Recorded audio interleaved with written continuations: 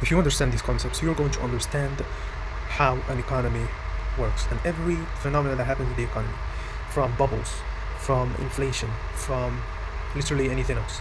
Okay, so here's how an economy works. First of all, you have people, you have individuals that produce something. It's either a product, let's say they own a piece of land, and they raise some cattle, and they sell about 20 cattle every year, and they sell it for meat. Okay, or maybe they have potatoes and they sell potatoes, or services, like for example in the modern day, law firms sell a service. um, Things like banks or financial services, they sell a service. Also those that rent cars, or that provide car cleaning services, or that provide house cleaning services, right? Those are all services.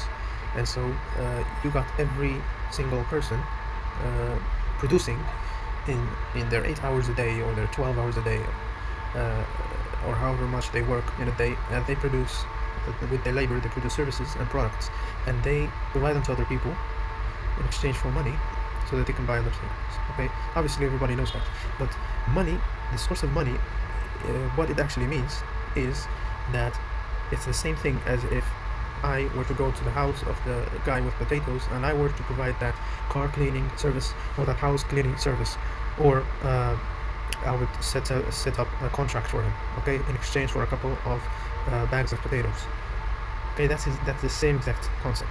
Okay, except money currency in general, came in to become an abstract layer that would tell us, like, 1 unit of this currency, let's say $1 will give you this much potatoes in relation to this much house cleaning, and this much car cleaning, and this much whatever other service or product there is.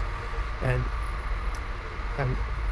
so when you understand this, you understand that inflation is a disconnection between what the actual productivity is like in the economy, how much products and services are being produced every day, or every month, or every year in the economy, and how much paper money there is, how much numbers are in people's bank accounts, and how much they are spending every month.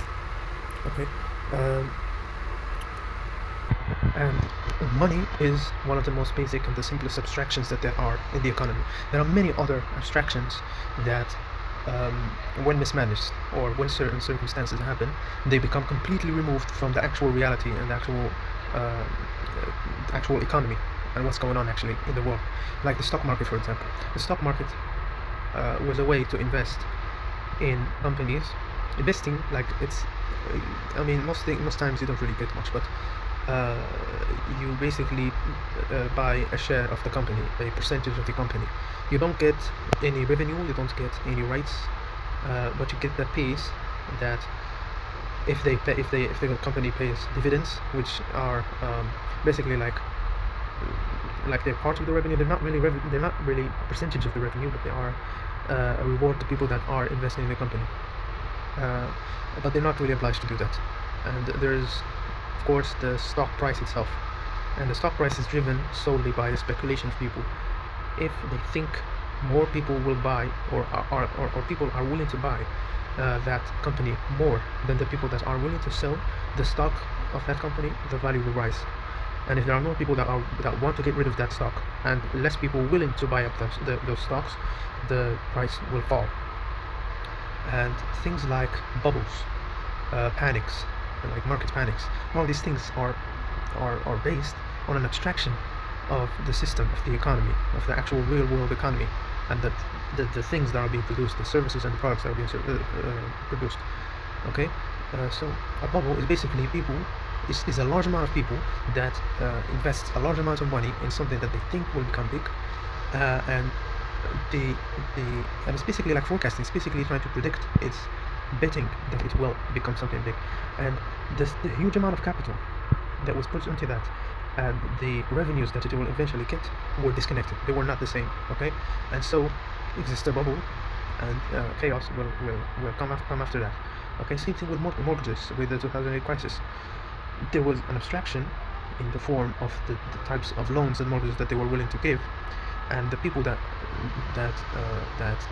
wanted to, like, get onto the housing market at that time and use these types of loans, they are they messed up, right? They gave a lot of loans. They were unpayable, or they didn't get paid, and the crisis happened. The financial crisis happened.